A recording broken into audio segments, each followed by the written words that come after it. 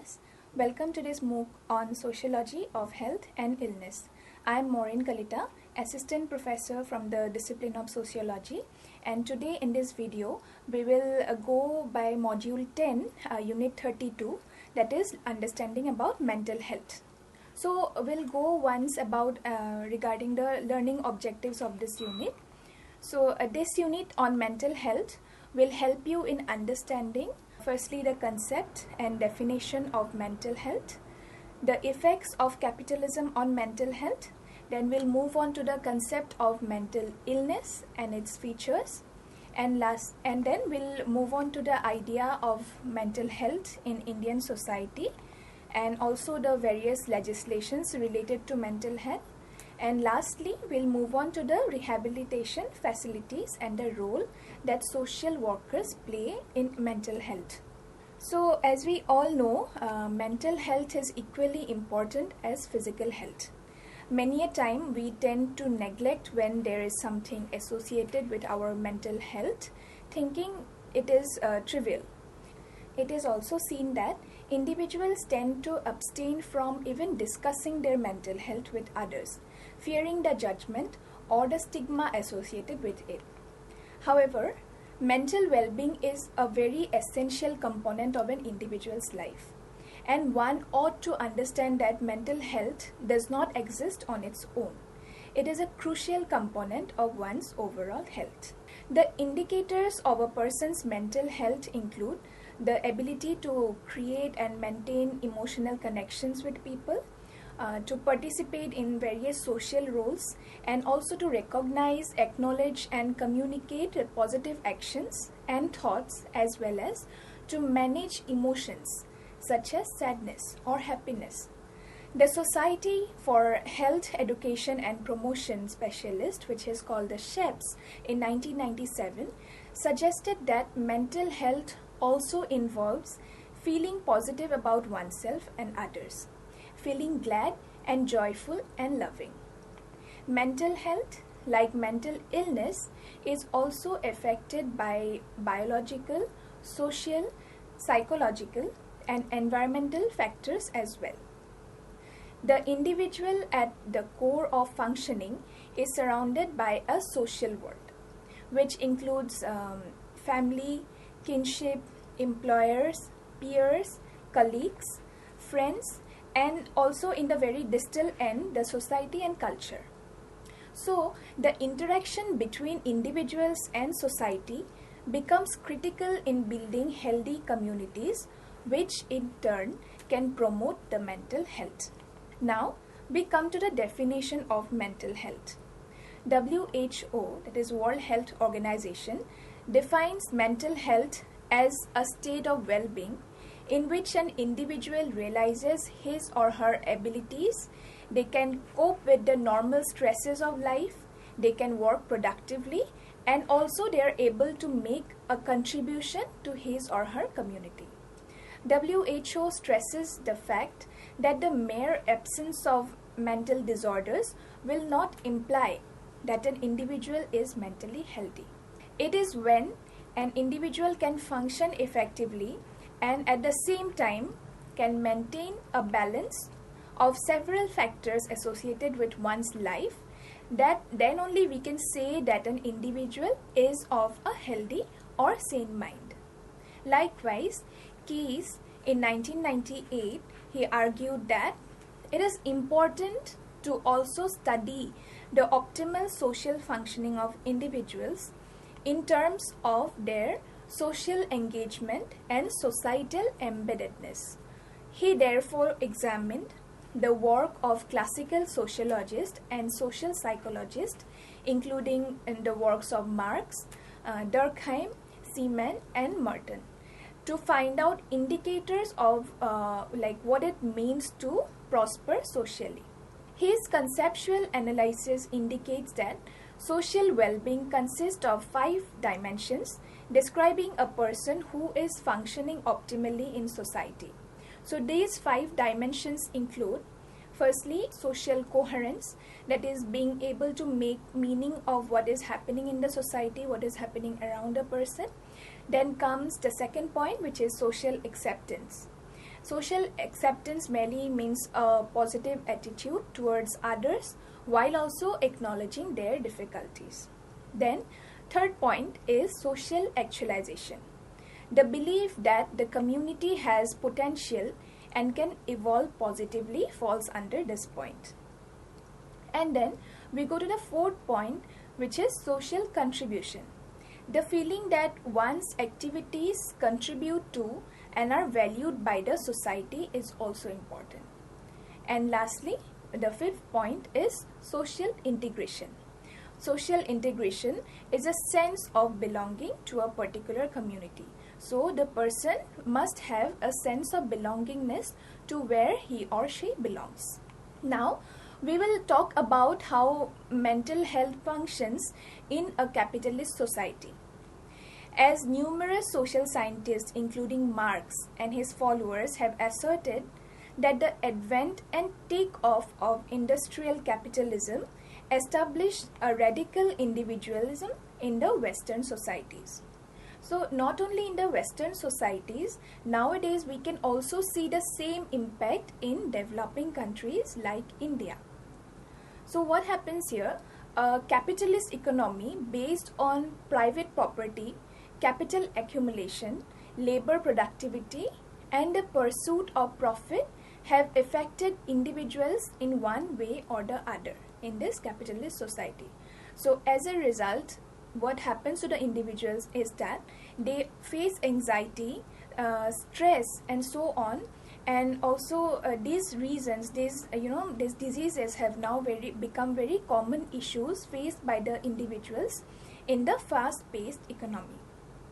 In this context, James Lynch demonstrates how a lack of social support, the emotional climate and that accompanies individualism may determine the extent and character of symptoms experienced in illness. Lynch also argues that the contemporary social conditions have also led to a strain in personal relationship, which this effect may have an adverse throwback on a person's psyche. So Lynch research in psychosomatics points out to the importance of social support as a factor in the maintenance of overall health of an individual. Social support acts as a positive psychological buffer, which in a way shields an individual from the societal upheavals. Emile Durkheim, as you all know, his classic study on suicide demonstrates a similar point. That is, integration into a social group and communal life is very essential for psychological well-being. Suicide, according to his analysis, was more prevalent among people belonging to groups that did not encourage communal attachment and had low levels of social integration. After going through the definition and the context, we now come to the statistical representation of mental health. In recent years, as we have already discussed, we can see that there has been an increase in the number of individuals suffering from various mental illness. According to the WHO report 2017 on the burden of disease on the mental health front, they had reported that there has been a hike of 13% in individuals suffering from a mental health condition as well as substance use disorders. They had also further reported that suicide is the leading cause of death in the age group of 15 to 29 years old.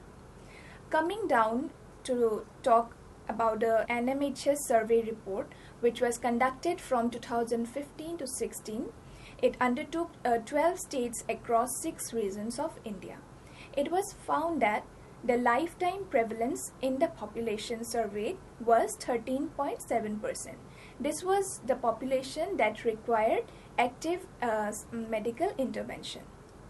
As we proceed forward into the report concerning severe mental disorders, it had also been stated that nearly 1.9% of the population had a lifetime prevalence of the same.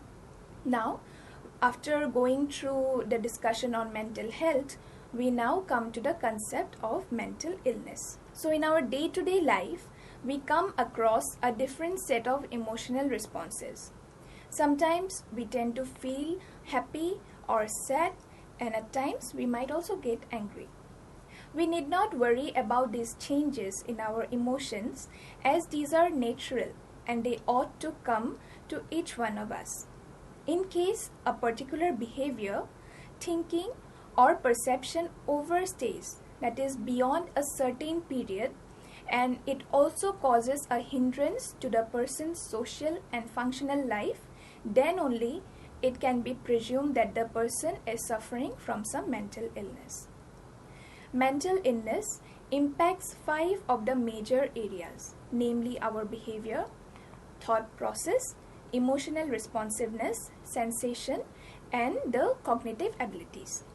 The simplest way to conceptualize a mental disorder is as a disturbance of the cognitions, that is, as we have talked about, the thought process, then the cognition, that is the action, what the person does, or the effect, that is the feeling which a person has, or any disequilibrium between the 3 of these. So the causes of the mental illness, there may be varied causes for mental illness, and in this unit we'll discuss some of the significant ones. So the causes may be associated with the biological factors, as we are aware that our brain has got different chemicals, and whenever there is a chemical imbalance in it, then we might have a mental illness. Furthermore, mental illness can also occur because of hereditary factors. Like suppose in anyone's family, if there is a family history of mental illness, then that individual belonging to that family becomes a little more vulnerable to get the illness. But it does not mean that if we do not have a family history, then we'll never have a mental illness.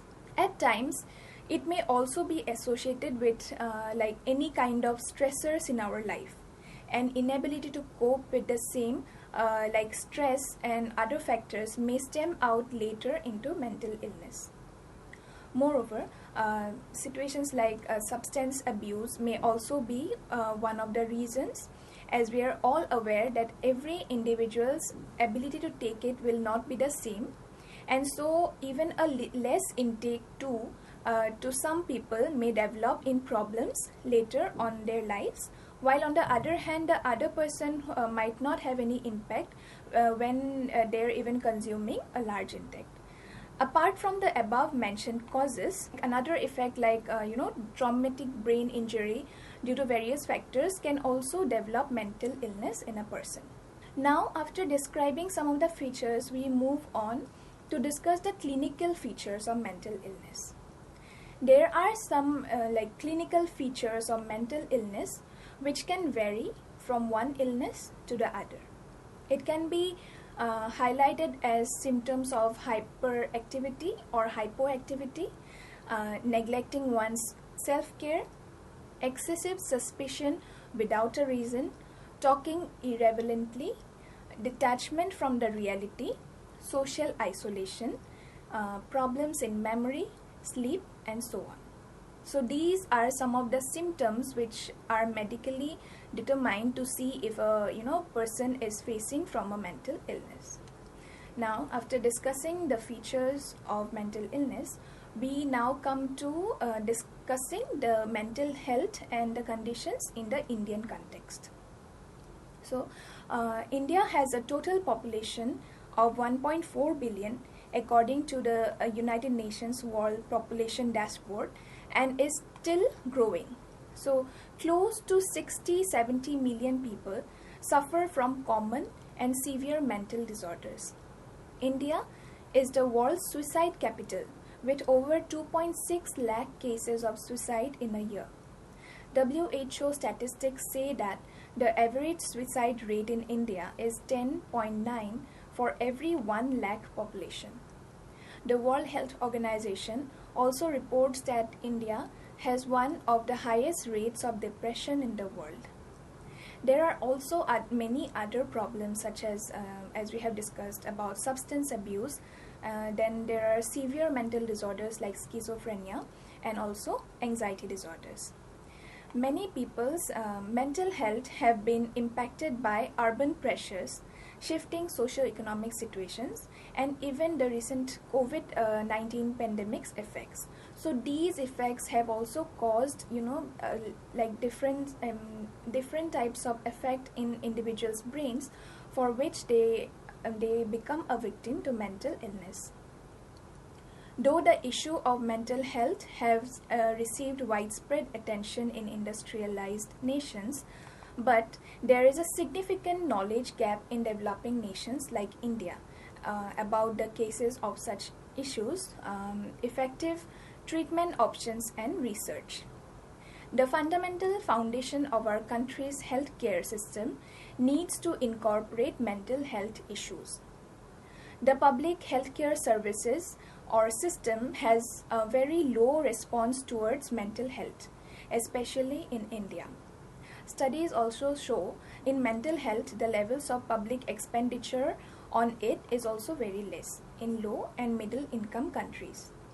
It also states that globally, the median number of mental health workers is 9 per 1 lakh population. However, there are extreme variations in these cases. That is from below one person or one doctor in low income countries to over 72 in higher income countries. This creates a lot of burden on the family of the persons affected by mental health when there is no one to look after that person. Therefore, research in mental health and its different aspects, such as the degree of severity of the problems, the patterns, the healthcare facilities to address mental illness, public expenditure scenario, and the cost associated with mental illnesses needs to be researched to ensure effective mental health care and mental well-being of the citizens in this country. Now, we come to the legislations related to mental health. There are certain legal aspects and acts related to mental health. For example, like if a person needs to be admitted in a mental hospital, and crime committed by mentally ill persons, validity of marriage, witness, will consents, right to vote, drug dependence, and so on. So the various acts include, firstly, the Indian Lunacy Act of 1912.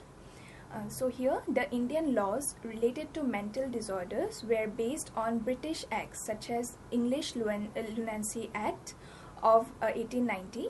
This act has 8 chapters, of which chapter 1 defined a lunatic as an indict or person of unsound mind.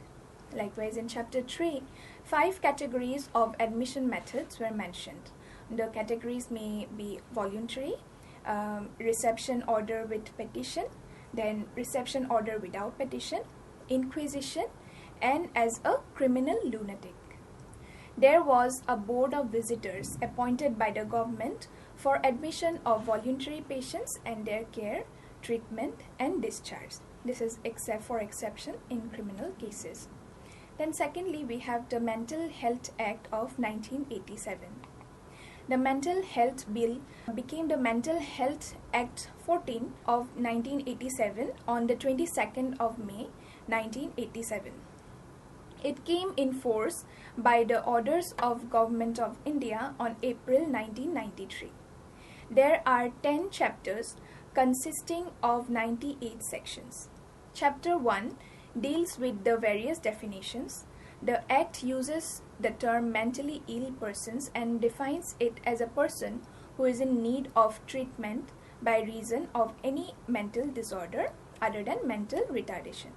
The term mentally ill prisoner is used instead of criminal lunatic according to this Act.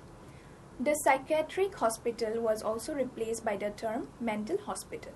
In Chapter 2, the Act provides establishment of mental health authority to regulate and coordinate mental health services at center and the state levels.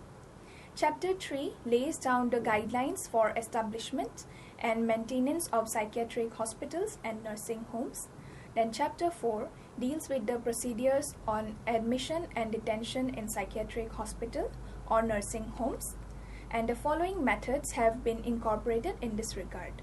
Firstly, there is voluntary admission, that is by the patient's request if he or she is a major. Secondly, there is admission by the guardian of the person if the patient is a minor. Then thirdly, there is also admission under special circumstances. This is an involuntary hospitalization when the mentally ill person does not or cannot express his willingness for admission. And then there is reception order on admission. Then there is reception order without application or production of mentally ill persons. And that is, for example, the ones wandering in the streets who are dangerous, or the ones who are ill-treated or neglected by the society. They are presented before the magistrate. And then there is admission as inpatient after judicial inquisition. And lastly, we have admission as a mental ill prisoner. Then we move on to chapter 5, which deals with the inspection, discharge, leave of absence, and the removal of mentally ill persons. Chapter 6 deals with the judicial inquisition regarding alleged mentally ill persons, processing property custody of his personnel and management of his property. And chapter 7 deals with the liability to meet the cost of maintenance of mentally ill persons detained in a psychiatric hospital or nursing home. Chapter 8 is aimed at the protection of the following human rights of mentally ill persons. And lastly, it also deals with the penalties and procedures. While chapter 10 provides for miscellaneous section. In addition, the state mental health rules of 1990 and the Central Mental Health Authority rules of 1990 have also been passed by the Government of India on December 29th, 1990. So after going through the legislations and the acts, we now come to the procedures of rehabilitation and the role of social workers. There are a number of psychiatric patients suffering from various mental disorders who are unresponsive to traditional chemical treatment and whose problems are elusive. Like their dependency on family causes much burden and also at the same time making the family helpless. The society abhors them by labeling and stigmatizing, which also adds on to their burden. So in such cases, there is a need for alternative strategies to combat the problem. And the strategy is by psychiatric rehabilitation. The inputs in it are mostly human resources. The process often becomes a reality only when the motivated team members of mental health discipline work together, drawing their personal differences for the sake of the mental patient and giving him care. This has to be done in order to hand them over back to our society as its productive members, thus enhancing their self-esteem and healing them of their broken egos. So what is the role of social workers in such processes? The community social worker can be considered as the core of the community care. As we all know, they may be the first person to contact the patient and the family in distress and can provide a range of services from intensive personal care to practical advice on the total treatment plan of the patient. The social worker has an important role to guiding the patient through the system of care. Like a social worker can interpret the hospital facilities and programs to the patient and his or her family. They can help the family with problems that arise from the patient's admission. Then they can also formulate plans which might reduce the urgency of hospitalization or prevent ill advice in the administration. The process of helping the patient to accept his or her hospitalization and to make maximum use of the hospital therapeutic potential also involves the aid of social workers. For instance, they participate in explanation of hospital procedure. They also explain to the patient his or her role in maintaining their family and communities. Likewise, a social worker's aid is also needed during the diagnosis and treatment of a patient. They are involved in the collection and analysis of the physical, psychological, and social data of the patient. They obtain the social history, which includes information about the patient's past and the present sound environment and his or her response rate to it. The history, constantly reformulated, is a product of a purposeful relationship with the patient, his family, and the other community resources, and is responsible in treatment as well as the diagnosis. Finally, social workers also help the family of the patient in order to understand his or her needs, to maintain the standards of care and the patient's adjustment in the society after their release. So this is all we get to learn in this unit, and in summary I want to reiterate the points we have gone through in this unit. So we had discussed firstly about the concept and definition of mental health, and then we moved on to understand the effects of capitalism on mental health. Then further, we also detailed on the concept of mental illness and took a glance at its features. After that, we moved on to the idea of mental health in Indian society, along with learning about the legislations related to it. And at the very end, we went on to discuss on the rehabilitation facilities and the role of social workers that they play in it. So here we come to the end of this unit. Thank you.